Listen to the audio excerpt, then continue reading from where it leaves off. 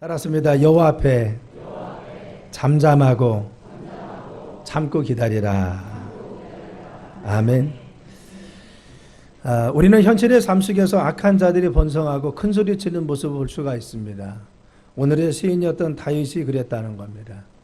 악한 자들이 번성하고 그리고 그들이 당당한 모습을 보았을 때 여러 가지 힘들고 어려웠습니다. 그리고 좌절되고 낙심되고 실망이 되었다는 겁니다. 그런데 본문은 그러한 모습을 보고 하나님께서는 불평하거나 원망하지 말라고 말씀하십니다. 왜 그렇습니까? 하나님께서 섭리자가 되시고 생사복을 주관하시는 분이 하나님이시라는 겁니다. 하나님께서는 그 모든 것을 기억하시고 우리의 잘잘못을 심판하시는 분이 하나님이십니다. 그래서 악인은 멸망시키고 의인은 하나님께서 영구하도록 책임져 주시고 이끌어 주신다고 말씀하여 주시는 것입니다. 그래서 우리 믿음의 성도들은 한 시점이나 한 사건 그리고 한 현상만 보고 사는 것이 아니라 하나님의 장구한 역사 가운데 주님의 섭리와 주님의 귀한 은혜들을 기억하며 사는 것이 우리의 삶이라고 하는 것입니다. 그래서 오늘 말씀은 여호와 앞에 잠잠하고 참고 기다리라 라고 했어요. 우리 한번 7절 한번 읽어볼까요? 자, 시작. 여호와 앞에 잠잠하고 참고 기다리라. 자기 길이 형통하며 악한 꾀를 이루는 자 때문에 불평하지 말라.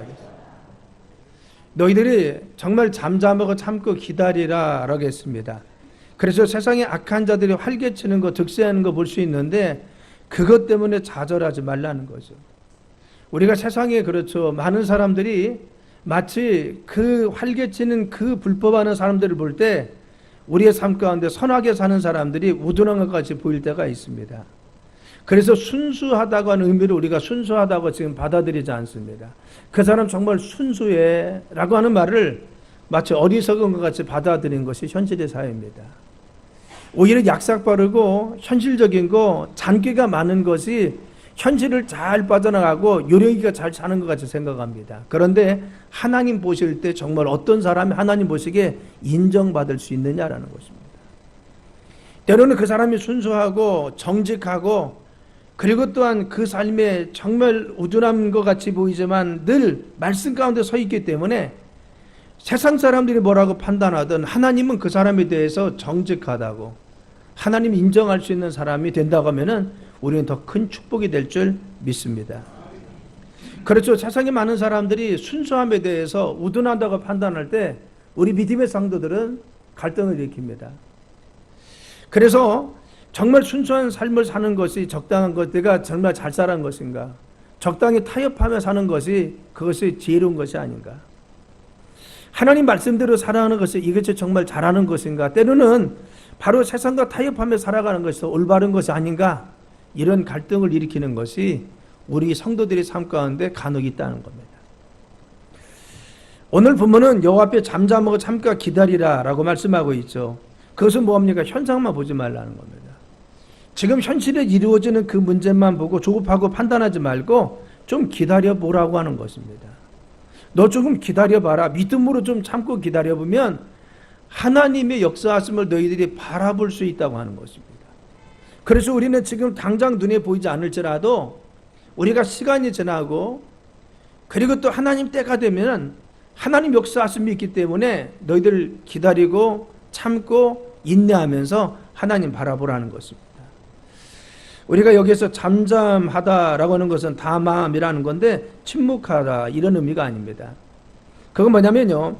하나님의 섭리에 대한 신뢰가 없이 인간적인 생각으로 조급해하거나 자기 나름대로 방법을 강구하는 어리석음을 버리고 하나님이 궁극적인 공의 봉을 믿는 믿음 가운데 모든 것을 그분의 뜻에 맡김으로 심령의 평안을 누리는 것을 이야기합니다. 이런 것입니다. 너희들 어떤 어려움을 당할 때 조급해하지 말고 네 방법대로 하려고 하지 말고 그리고 너무 안절부절하지 말고 하나님을 신뢰하라는 것입니다. 그 상황 속에서 정말 지금 안절부절 그리고 또 어찌할 줄 모르고 조급해하지 말고 그래 하나님 지금 이 상황을 보고 계시고 이 상황 속에 개입하세요. 이 믿음을 가지고 너희들이 그 주님을 신뢰하라는 것이 바로 잠잠하라는 겁니다. 여기서 기다린다고 하는 것은 휴리라고 하는데 시선을 집중하다는 겁니다. 우리가 다급하지 않고 하나님 바라보는데 집중하라고 했죠. 누구에 집중합니까? 현실을 집중하고 하나님께 집중하라는 겁니다. 우리의 현실은 어려움입니다. 그리고 또한 악한 자들이 더 득세하는 것 같고 요령 있는 사람들이 잘 되는 것 같습니다. 그런데 중요한 것은 너희들이 현실이 그럴지라도 바로 안절부절, 그리고 또한 정말 너희들이 정말 여기서 우왕좌왕하지 말고 하나님께 집중하고 있으라는 겁니다. 하나님께서 역사를 주관하시고 이 세상을 주관하시겠는데 그 하나님이 우리의 삶을 지금 보고 계십니다. 우리의 삶을 지금 다스리고 계십니다. 지금도 역사하신 분이 하나님이십니다. 하나님께 집중하면서 믿음으로 나가라는 것입니다. 우리는 이 사건을 홍해 사건을 통해서 잘 볼 수가 있습니다.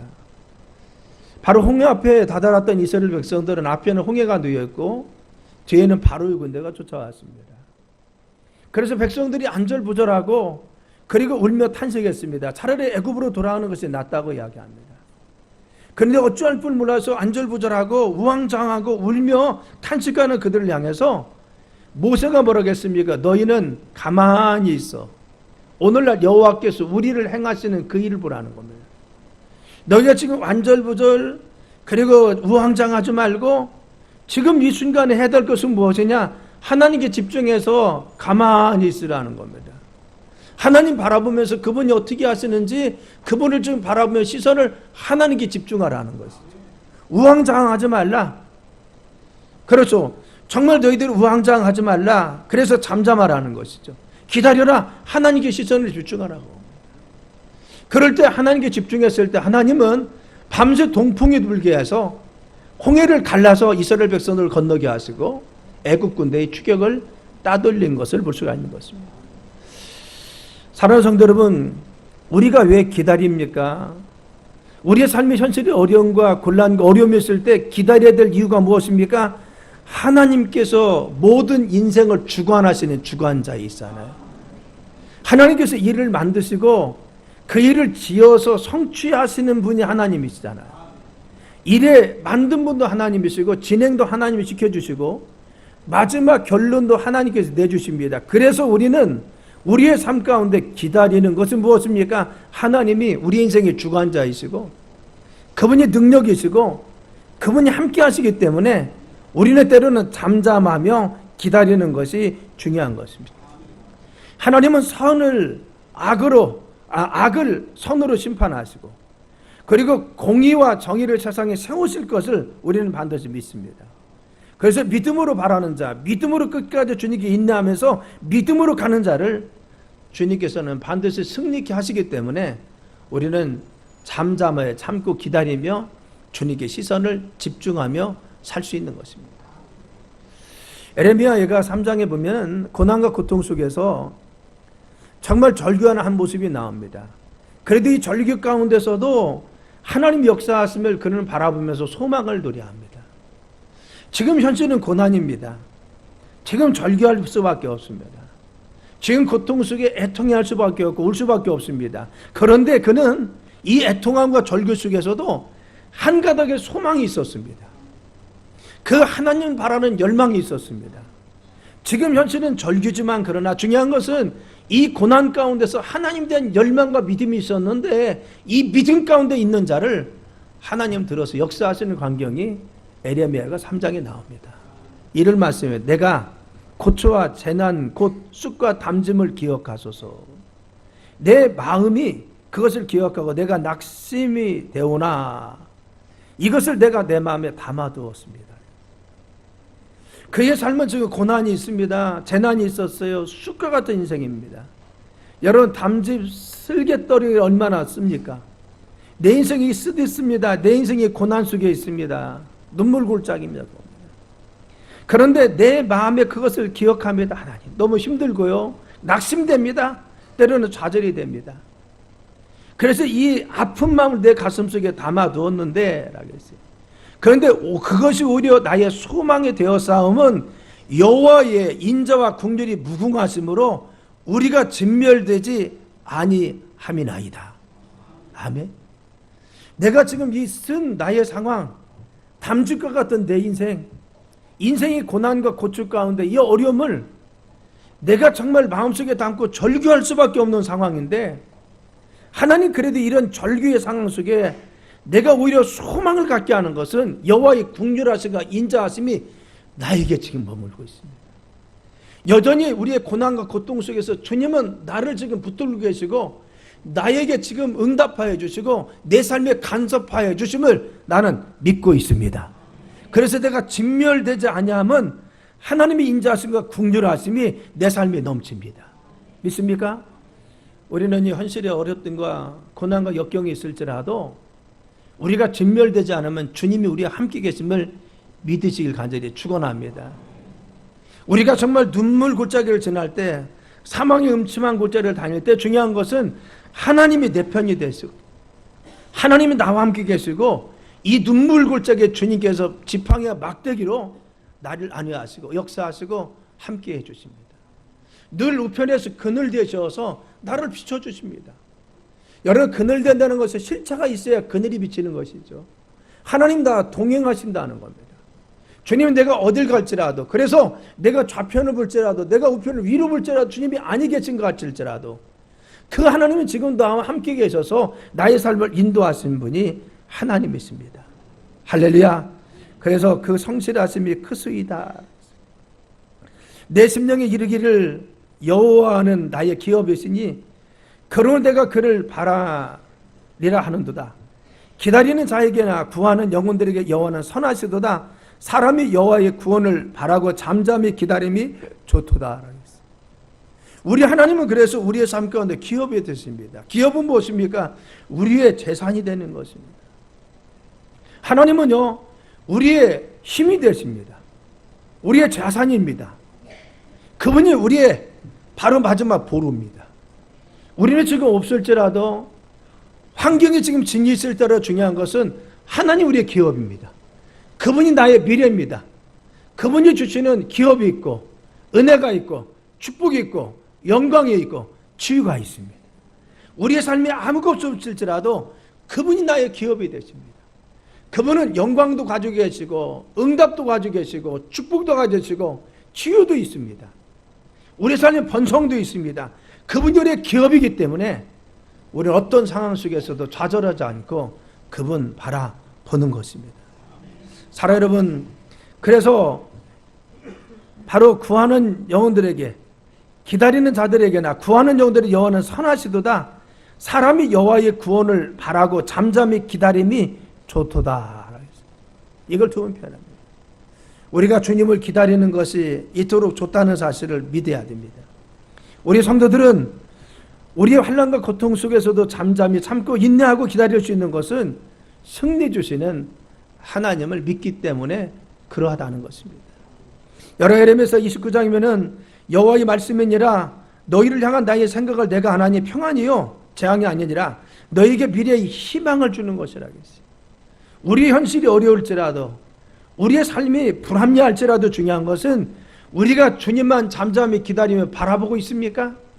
하나님은 주님을 바라보며 믿음 가운데 꿋꿋이 나가는 자는 반드시 승리할 수 있도록 미래의 희망과 소망 허락하여 주십니다.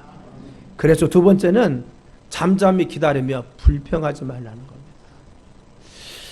여러분 7절과 8절에 보면 악한 꾀를 이루는 자들 때문에 불평하지 말지어다.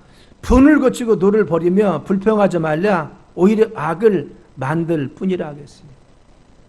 문제는 무엇입니까? 바로 우리 입술의 말이 문제라는 겁니다. 내 입술의 이 불평이 문제라는 겁니다. 우리가 악한 사단의 꾀에 넘어지는 이유가 무엇입니까? 우리 말이 걸려서 넘어진다는 것입니다. 그래서 악한 자들의 우리를 넘어뜨리는 수단은 바로 우리에게 꾀를 써서 수단과 방법을 통해서 넘어뜨리는데 우리 입술의 불평과 원망을 통하여 우리의 삶에 주님 역사를 실현하지 못하도록 악한 것들이 방해한다는 겁니다. 이렇게 원망은 무엇입니까? 바로 우리의 삶을 무너뜨리는 것입니다. 이스라엘 백성들은 순간순간 광야를 걸으면서 불평했습니다. 원망했습니다. 자신의 삶의 현실에 당하는 문제에 대해서 좌절하고 낙심하고 마음에 있는 대로 그냥 토로하고 토해버렸습니다. 그런데 그들은 광야에서 죽기도 하고 끝내 가나안 땅에 들어가지 못하는 사람이 되고 말았습니다. 그래서 뭐라 하겠습니까? 그 말씀에 보면은 바로 오히려 악을 만들지라 하겠습니다. 노를 버리고 불평하지 말라. 이 불평하는 것이 악을 만든다는 겁니다. 내 주변에 네가 자꾸 불평하는 그 악한 꾀에 빠져 있는데 이 불평이 결국은 악을 만든다는 겁니다. 우리 가정 속에 우리가 자꾸 불평하고 원망하고 그리고 짜증냅니까? 이것이 우리 가정에 악을 만들어내는 것입니다. 우리가 관계 속에 자꾸 불평하고 원망하고 회사에 자꾸 불만을 토로합니까? 이것 때문에 악이 만들어지는 거예요. 사단은 그것을 통해서 악을 만들게 합니다. 여러분 그렇습니다. 우리가 그래 장점을 알고 있음에도 불구하고 꼭 부족한 것만 덮어주고 넘어갈 수도 있는데 꼬집는 것이 어려운 것이 있습니다. 관계를 가질 때 그렇죠. 가정에서나 인간관계 속에서 분명히 저 사람 장점도 있습니다. 그런데 단점도 분명히 있습니다. 그런데 꼭 부족한 거, 모자란 거, 흠 있는 것만 보고 지적하는 사람이 있습니다. 똑같은 상황 속에서도 긍정적 이야기한 분위기가 좋아질 것 같은데 지적하고 꼬집어서 꼭 분위기를 썰렁하게 만들 수도 있습니다. 우리가 혹시 그런 사람 아닙니까? 가정에서 내가 그래서 자꾸 가정 분위기를 썰렁하게 하고 관계 속에서 그와 같이 썰렁하게 합니까? 바로 같이 가정이나 관계를 자꾸 깨트리는 것은 무엇입니까? 바로 같이 악한 것들이 자신의 꾀를 자꾸 써서 이와 같이 불평하고 그리고 그 불만을 품게 하고 원망하고 조롱하기가 있어. 이와 같이 우리의 공동체를 어렵게 하는 것입니다. 그래서 성경은 불평하지 말라라고 했어요. 왜? 악한 꾀를 이루는 자들의 꼬임에 빠지기 때문에. 사랑하는 성도 여러분, 여러분의 가정 속에 우리가 불평하면은 가정 속에 악한 자들의 꾀에 우리가 빠져서 가정이 어려워집니다. 인간관계 속에 자꾸 불평하고 원망하면요, 인간관계가 악한 자의 꾀에 빠져서 결국 파괴됩니다. 마귀는 가정을 세우는 자가 아니라 파괴자입니다. 관계를 세우는 것이 아니라 파괴합니다. 공동체를 세우려고 하는 것을 파괴하려고 합니다. 교회를 세우려고 하는 것이 아니라 파괴하는 것이 마귀의 일입니다. 이것이 악한 자의 꾀인 것입니다. 그래서 우리가 불평은 하나님의 공동체를 깨는 것입니다. 관계를 무너뜨립니다. 그래서 가정에서도 우리가 마귀의 술수에 속아서는 안 됩니다. 아내나 남편의 잘못을 정말 지적할 것 같으면요, 파레스 법칙입니다. 8대입니다. 8번 칭찬해주고 2번 지적해주면 마음이 위로됩니다. 그런데 지적만 해주면요, 그 사람이 일어날 수가 없습니다. 관계가 악해지는 것입니다. 그렇죠. 우리가 정말 중요한 것은 얼마나 관계를 잘 푸느냐. 이것은 우리가 마귀의 꾀에 넘어지지 않기 위해서는 이 관계가 무너지지 않도록 우리가 지혜를 필요가 있고, 우리가 지혜를 부장해서 하나님 말씀 가운데 가정도 세우고 우리의 직장도 세우고 관계도 세우고 공동체를 세우는 지혜가 필요한 것입니다. 만약 우리가 잘못된 불만과 불평의 말들 때문에 좋은 부부관계가 깨지면 얼마나 억울합니까, 여러분? 사실 보면요, 별거 아닙니다. 부부간에 싸우는 거 별거 아니에요. 그런데 지나고 나면요, 그것이 큰 어떠한 마음의 갈등으로 번지는 경우를 볼 수가 있습니다. 아무것도 아닙니다. 지나고 나서 돌이켜보면 뭐 이것이 그 대조롭느냐? 문제를 푸는 아무것도 아닙니다. 그런데 중요한 것은 무엇입니까? 그 순간에 우리가 어떻게 보느냐, 그것이죠. 마귀가 자꾸 이와 같이 우리를 넘어뜨리려고 할 때 중요한 것은 우리가 얼마나 지혜롭게 이 문제를 잘 이야기하고 볼 수 있는 시각을 갖냐 중요합니다. 가정에서나 관계 속에서 그리고 공동체 속에서 우리는 마귀의 꾀에 빠지지 않게 해서 노력해야 됩니다. 또 원망과 불평은 우리의 믿음을 자라나지 못하게 합니다. 사단은 불평과 원망을 통해서 믿음의 성도들이 믿음 안에 서지 못하게 하고 또 주변의 사람들을 믿음 가운데 머물지 못하게 합니다. 여러분, 안 듣는 이만 못합니다. 그래서 그 사람 굉장히 좋은 사람이었어요. 나는 그 사람을 신뢰합니다. 옆에 있는 사람이 그 사람 나쁜 소리요 이하면요, 이 소리 한마디 들은 것이 나에게 올무가 돼가지고요, 그 사람 볼 때 또 이상하게 보이기 시작합니다. 이게 뭐요? 선입견입니다. 그렇죠. 그래서 안 듣느냐 못합니다. 불평은 나만 어렵게 만드는 것이 아니라, 나만 꾀에 빠뜨리는 것이 아니라 다른 사람들을 불평하게 만들어요. 다른 사람들의 관계를 깨게 만듭니다. 다른 사람도 얽게 만드는 것입니다. 그렇죠. 인간관계에서 제일 어려운 것이 무엇입니까? 그것 때문에 어려운 것입니다. 나는 그 사람과 너무 좋았습니다. 그런데 누구가 가서 그 사람 이상한 사람을 자꾸 이야기하면요, 어느 날부터 그 사람이 조금씩 신뢰가 안 갑니다. 말하는 것이 좀 그런가라고 생각됩니다. 지나고 나면 아닌 것 같은데 그런 마음이 안 듣느니만 못하는 겁니다. 그래서 여러분, 중요한 것은 우리가 믿음의 말, 덕의 말, 공동체를 세우는 말이 아니면 듣지 않는 것이 좋습니다. 안 듣느니만 못합니다. 우리는요, 그래서 불평하지 말라는 겁니다.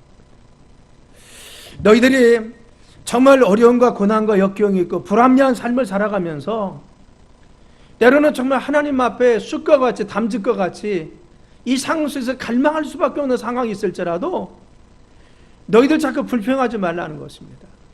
하나님을 참고 기다리면, 하나님께서 정말 참고 기다리고 믿음으로 나가면 주님께서 그의 삶에 함께 하시기 때문에 불평하지 말라는 거죠. 민수기 21장에 보면요, 이스라엘 백성들이 광야에서 식물과 물이 없다고 불평합니다. 그런데 중요한 것이 이 불평으로 인해서 그들은 불뱀에 물려 죽습니다. 우리의 불평과 원망이라고 하는 것은요, 우리의 삶에 불뱀을 가져오게 하는 겁니다. 내가 자꾸 가정에서 불평 원망하면요, 불뱀이 우리 가정의 역사에서 우리의 가정을 해치는 것입니다. 관계 속에서 자꾸 불평하고 원망하면요, 이 사단은 불뱀을 가져와서 우리의 관계나 공동체를 깨기 위해서 여지없이 공격하는 것입니다. 그래서 영국의 성직자 제레미 테일러는요, 우리가 불평하는 것은 문제가 크기 때문이 아니라 우리 마음이 좁기 때문이라고 했어요. 현실이 꼭 그래서가 아니라 우리 마음이 좁으면 그걸 받아들이지 못해서 불평한다는 겁니다.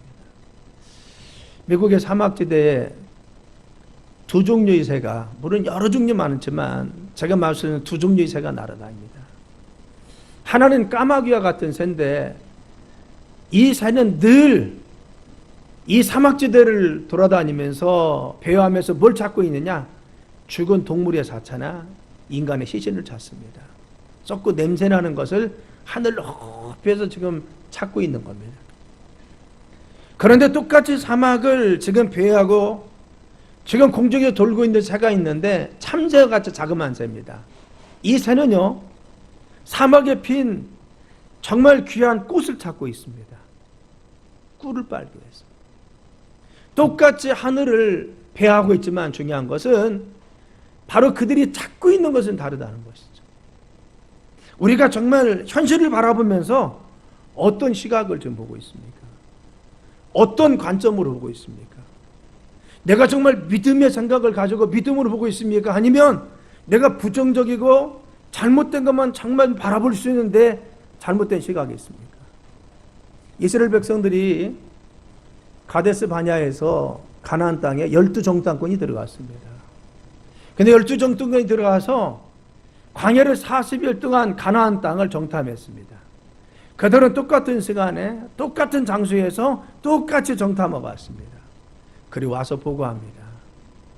10명의 정탐꾼은 그 땅은 기굴이 장대한 안악 자손이고 성은 견고하고 그들은 너무나 잘 문장되어 있습니다. 여기까지는 사실입니다.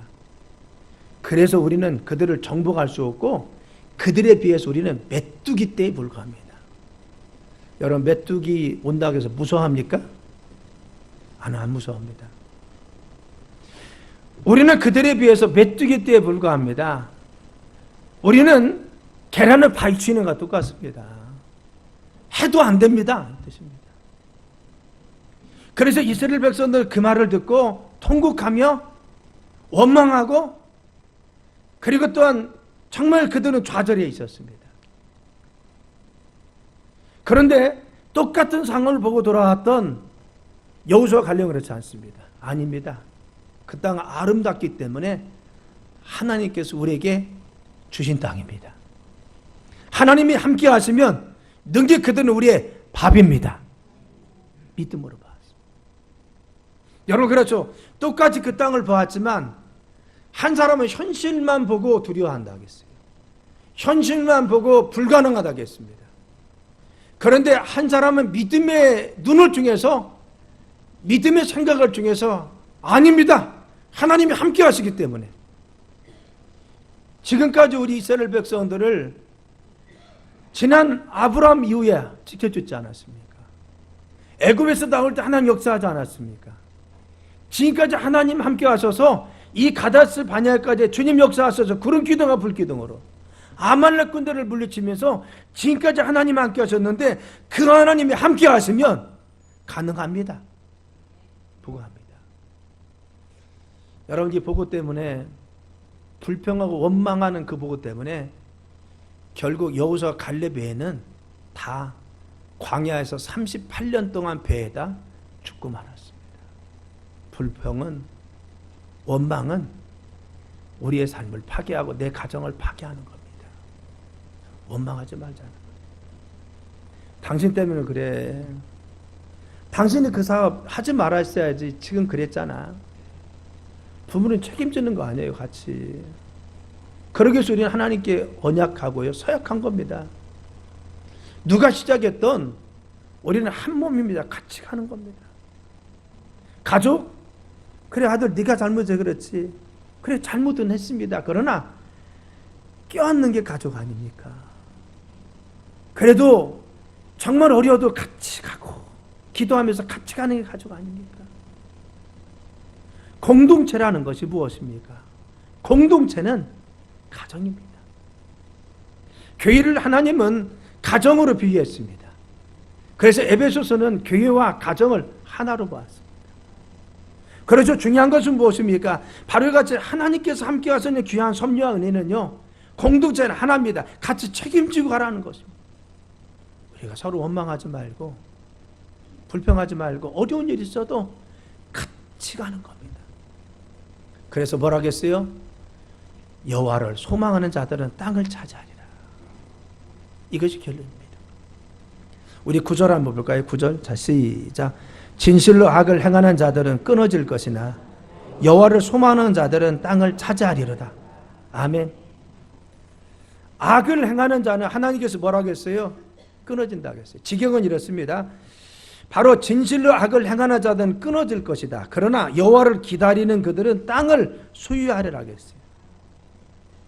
그래서 악을 행하는 자 부러워하지 말라는 겁니다. 불법하고 유령 피워서 잘 되는 것 같은 사람들, 너희들 그거 부러워하지 말라는 겁니다. 하나님 심판자이기 때문에 그래 너희들이 참고 기다리고 소망하면 하나님이 너희들의 기업으로 주시고 소망 가운데 인도하여 주신다는 겁니다.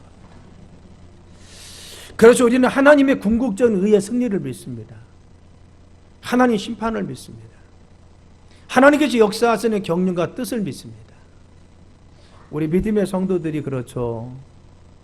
여러분 때로는 현실의 불합리함과 어려움, 정말 치가 떨리도록 힘들고 어려운 현실을 만날 수 있는 것도 우리 믿음의 성도들이 당하는 환난 중에 간혹이 있습니다. 그런데 중요한 것은 믿음의 선지들은 한결같이 그 어려움 속에 주님만 바라봤습니다. 여러분 정말 잠을 못 자는 그런 상황이 되어봤습니까? 내 삶이 너무 힘들고 긴장되어서 잠을 이룰 수 없는 밤들을 세워봤습니까? 내가 편히 누울 수가 없어서 하나님의 성전에 나와서 앉아 있을 수밖에 없는 그런 고통의 순간들이 있었습니까? 그런데 중요한 것은요, 그 하나님 바라본 사람들이 결국은 다 승리했습니다. 믿음의 선지들입니다. 여기 장로님, 권사님들이 그런 분 아닙니까? 우리 어머님 세대가 그런 분들이었습니다. 성경에 나와 있는 믿음의 인물들은 한결같이 그랬습니다. 그들이 정말 지금 눈물 골짜기를 건너가는 겁니다. 그렇죠. 사망의 음침한 골짜기를 건넌다. 여러분, 이 사망의 음침한 것, 이 죽음의 늪을 지금 건너고 있는 겁니다. 터널이 아니죠. 이건 사망의 음침한 골짜기인 겁니다. 눈물 골짜기, 눈물을 건너갈 수밖에 없습니다. 그런데 중요한 것은 이 순간 주님을 바라보고 주님께 소망을 두는 자를 하나님께서는 땅을 차지하도록 그들의 삶을 끝까지 보장하시고 축복하여 주셨다는 겁니다. 우리는 이것을 믿는 겁니다. 이런 확신이 있는 것입니다. 믿음의 삶의 증거는 무엇입니까? 바로 이같이 하나님은 바로 주님을 소망하는 자에게 주님은 땅을 차지할 수 있도록 하나님 우리의 삶에 간섭하시고 역사하시고 개입하신다는 사실을 우리는 알고 있습니다. 여기서 땅을 차지한다는 것은요, 1차적으로 성도의 삶에 하나님께서 보상해 주신다는 겁니다. 우리는 우리의 삶에 지나고 나면요, 그래, 하나님 그때 내가 그 눈물의 골짜기를 건널 때 하나님 우리의 기도를 받아주셨어. 그런 우리가 하나님께 고백할 수 있는 순간들이 있잖아요. 그때는 정말 힘들고 어려웠는데 지나고 나니까 하나님 은혜였어. 이렇게 돌봐주셨어. 여러분, 여기서 땅을 차지한다는 것은 우리의 삶의 보상입니다. 너희들의 삶에 하나님이 우리의 현실 가운데 나타나는 보상이죠. 그래서 누리게 해주십니다. 더 나아가서는 무엇입니까? 그것은요, 약속된 하나님의 영원한 축복입니다. 하나님 기업입니다. 내가 이 땅에서 차지하지 못해도 하늘의 영광 가운데 참여하게 하시고, 내가 살해상전 그것이 성취되지 못할지라도 하나님 약속의 말씀을 하나도 버리지 않고 자녀 자손과 후손들을 통해서 하나님 그걸 이루어 주시도록 주님 축복하여 주신다는 겁니다. 믿습니까? 왜? 하나님 살아계시기 때문에. 하나님 살아계십니다. 우리의 삶 가운데 우리가 정말 이 어려움과 불합리한 현실 가운데서도 우리가 타협하지 않고 하나님 말씀 가운데 서고, 우리가 정말 현실의 불합리함 속에서도 우리가 물들지 않고 하나님 말씀 가운데 담대히 서려고 한 이유가 무엇입니까? 그것은 하나님이 마지막에 우리의 삶을 보상하시고 소망 중에 사는 자를 하나님 함께 하심을 알기 때문에 우리는 그래서 믿음으로 가는 겁니다. 하나님께 참고 기다리면서 믿음으로 주님 바라보며 나가는 것입니다. 그래서 이사야서 30장 18절이었습니다. 그러나 여호와께서 기다리시나니 이는 너희에게 은혜를 베풀려 하심이라 했어요. 여호와 하나님이 우리를 기다리신다는 겁니다. 우리의 삶에 너희들이 참고 기다리고 주님을 앙망하면서 주님 바라보기를 하나님이 기다리고 있다는 거죠. 왜 그렇습니까? 그것은 너희에게 은혜를 베풀려고 한다. 우리가 그 순간에 낙심하고 낭망하고 좌절하지 않고 불평하지 않고 하나님 바라보면서 믿음으로 소망을 나가면요, 하나님 기다려, 그 믿음을 기다리고 계신데 너희가 은혜 베풀리요 일어나시리니 이는 너희를 긍휼히 여겨 하심이라. 우리를 기다리고 계세요. 우리가 믿음으로 일어서면 주님 기다리고 계시다가 우리에게 은혜를 베풀어 주시고 우리에게 긍휼히 여기시고, 대저 여호와는 정의 하나님이시라 그를 기다리는 자마다 복이 있도다. 그래서 하나님을 기다리면서 믿음 가운데 서는 자를 하나님은 바로 축복 가운데 인도하여 주신다는 겁니다. 여러분, 삶의 현실과 불합리함 속에 좌절되고 낙심됩니까? 우리의 삶의 때로는 내 생각과 방법대로 되지 않아서 답답하고 힘듭니까? 요즘과 같이 정말 현실이 어려울 때 무더니 더 덥죠. 더위가 왔을 때 더 답답한 현실입니다. 힘들고 어렵습니까? 그래도 우리 주님만 소망합시다. 믿습니까? 가정에서도 불평하면 안 됩니다. 누구에게도 원망하면 안 됩니다. 우리는 하나님 앞에 그 순간 내가 불평거리고 원망거리고 힘들고 좌절이 있으면 하나님은 하나님께 소망을 두고 나를 좀 만나자는 주님의 증표입니다. 하나님은 당신의 지금 기다리고 있는 순간이라고 말씀하십니다. 그래서 은혜 베푸시고 우리를 긍휼히 여기기 위해서, 하나님 찾아오기 위해서 우리가 손을 벌리는 그 순간입니다. 그래서 대저 하나님은 정의 하나님이십니다. 기다리는 자 하나님 때를 기다리고 주님 바라보는 자 복이 있다 하셨어요. 사랑하는 성도 여러분, 하나님만 바라보고 참고 기다리길 간절히 축원합니다. 현실에 풀어지지 않는 문제, 답답한 문제들, 내 자녀의 삶, 우리 가정의 문제. 요즘과 같이 경제가 어려울 때 우리는 얼마나 힘들고 어렵습니까? 그래도 지금은 불평하지 않고 주님 바라보는 때입니다. 참고 기다리고 주님을 바라보아서 주님이 주시는 귀한 복이 우리의 삶과 미래에 열리길 예수님의 이름으로 축원합니다.